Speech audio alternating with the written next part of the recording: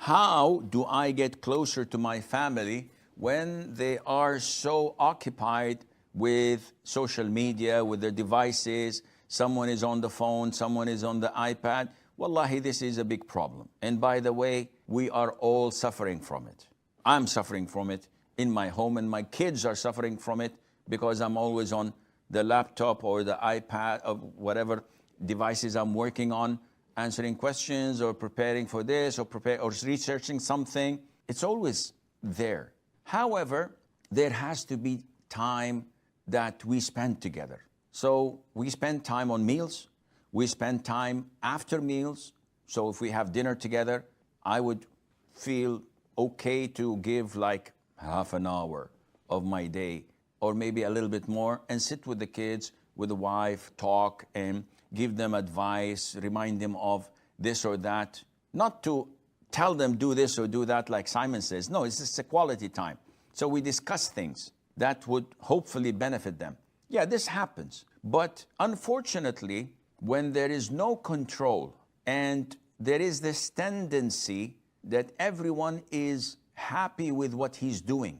I'm happy spending 18 hours on my devices, doing different things, counseling, answering questions, researching, preparing for lectures, etc. It's all good work, but I have a responsibility towards my kids. You tell me which one would you prefer? I said, closing my door and working on my stuff. But this is not what pleases Allah. The balance is very important. So I have to go to the gym. I have to answer my questions. I have to see my kids. I have to buy groceries. I have to connect to my next of kin. I have to go to the masjid and deliver my da'wah work there. I have to do my lectures, etc.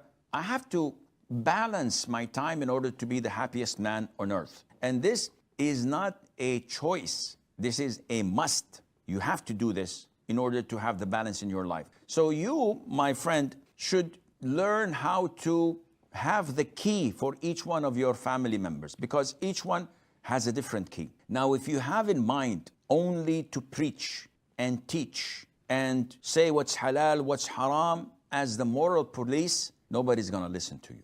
But you need to know how to make them love you. So if a couple of your brothers or siblings love football, then assign 2 or 3 days in the week that you all go and play football and have quality time. If your parents love you to do things for them, you do that for them so that they love you as an obedient son. If your sisters would like to speak to you about different things and share with you things, speak with them. Don't be the moral police, but have it at the back of your mind how to diplomatically and wisely insert things that would benefit them in their akhir, in the hereafter, and also in this dunya. And bit by bit, things would develop. You cannot come with a magical pill and say, now everything is going to be great, everything's going to be good. We would like to become a family, no devices. You can't do that.